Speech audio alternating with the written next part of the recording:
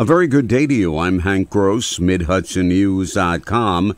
It's Wednesday, December 21st. The news today brought to you by the Galleria at Crystal Run. No one should have to choose between paying a heating bill during the winter or eating. Charles Quinn, CEO of RECAP, the Regional Economic Community Action Program, said on Tuesday while speaking at the Mulberry House, Middletown Senior Citizen Center.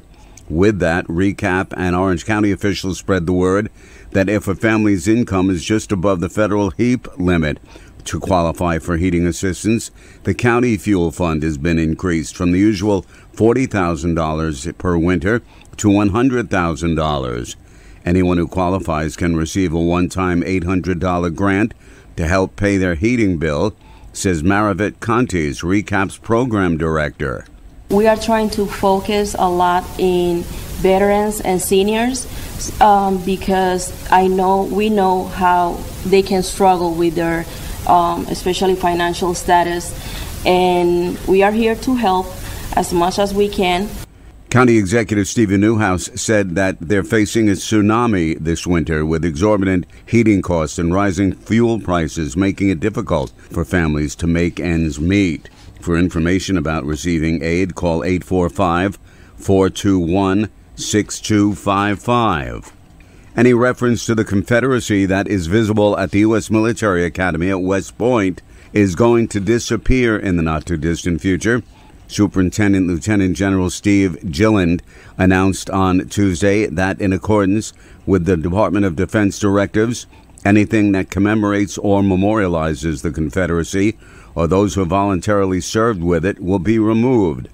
The commander said the directives are based on recommendations from the Congressional Naming Commission and approved by the Secretary of Defense.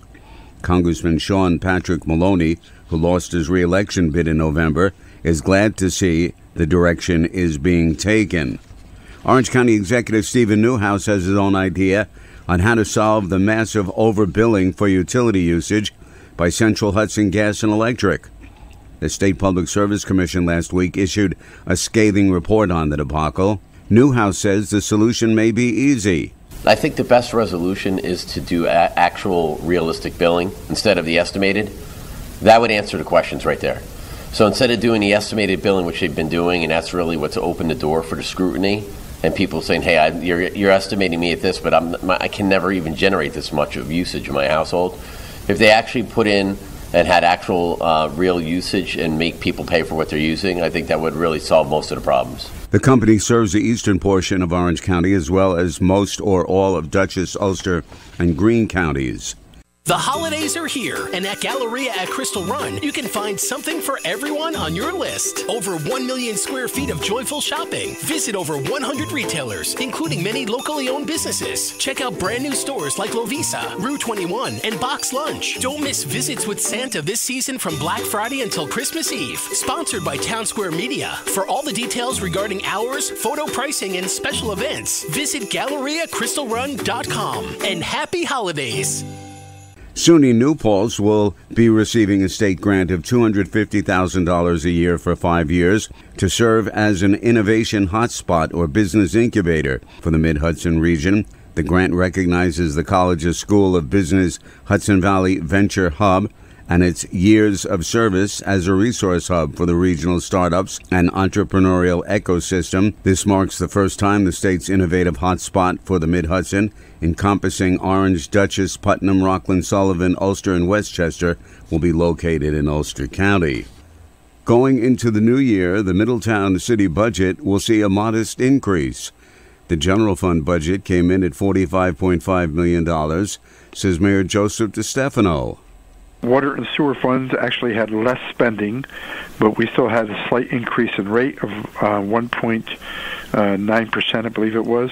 And the 2023 general fund budget had an increase in spending of about 5%.